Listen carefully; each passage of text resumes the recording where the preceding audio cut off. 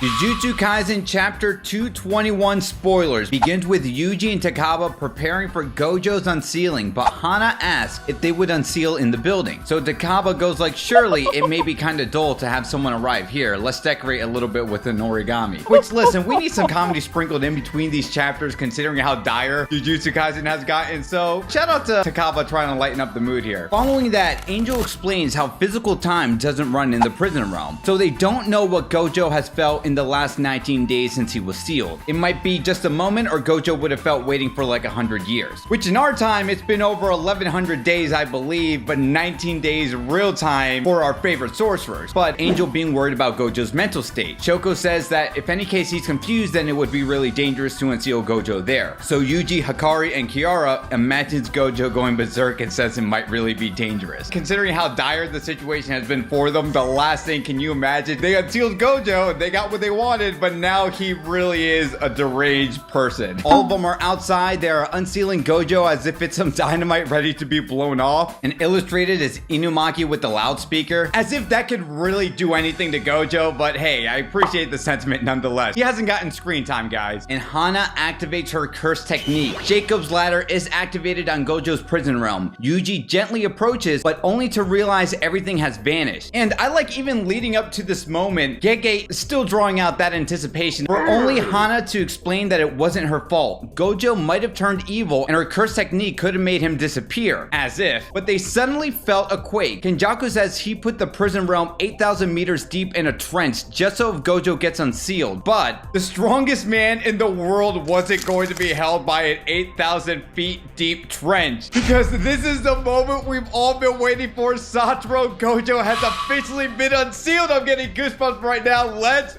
freaking go. Kenjaku tries to irritate the strongest sorcerer out there, but Gojo tells Kenny that he should be choosing his words carefully because it's his final moment.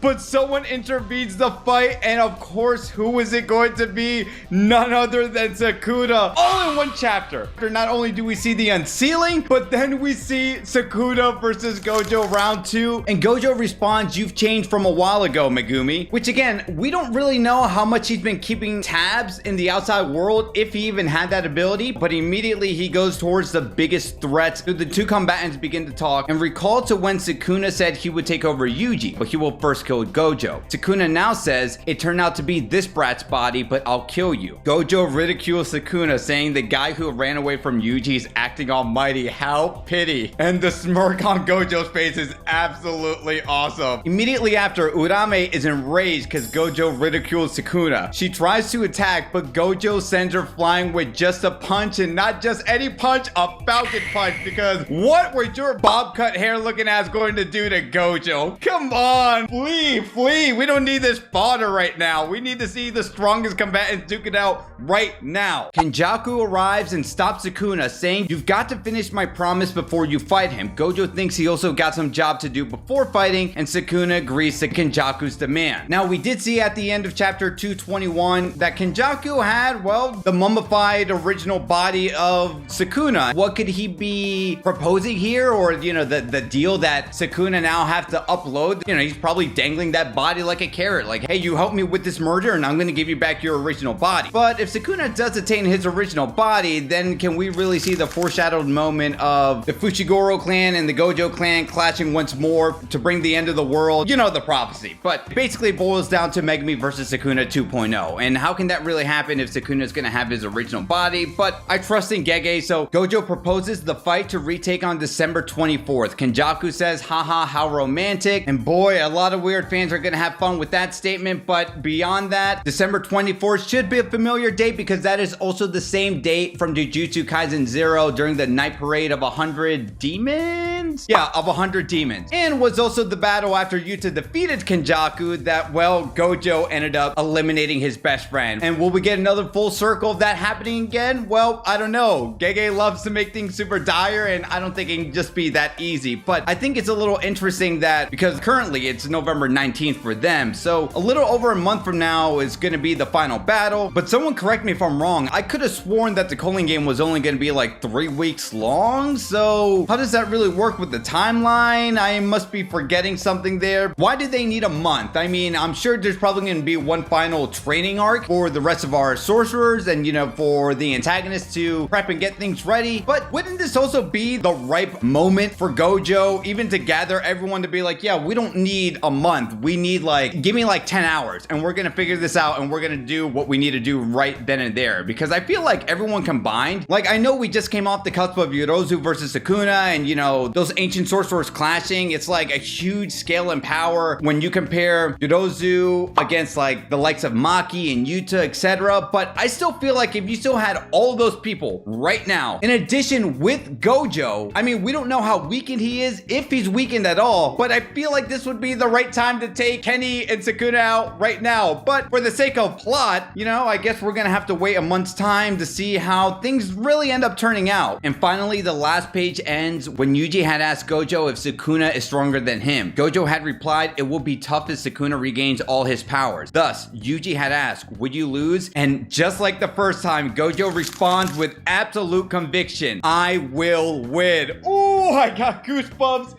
Gojo is unsealed. We're getting Sukuna versus Gojo round 2. There's going to be a 2-week break, which is convenient because I'll also be going to Tokyo for the next 2 weeks. So let me know what Jujutsu Kaisen Shibuya content I should be doing while I'm visiting Japan. Take care, guys.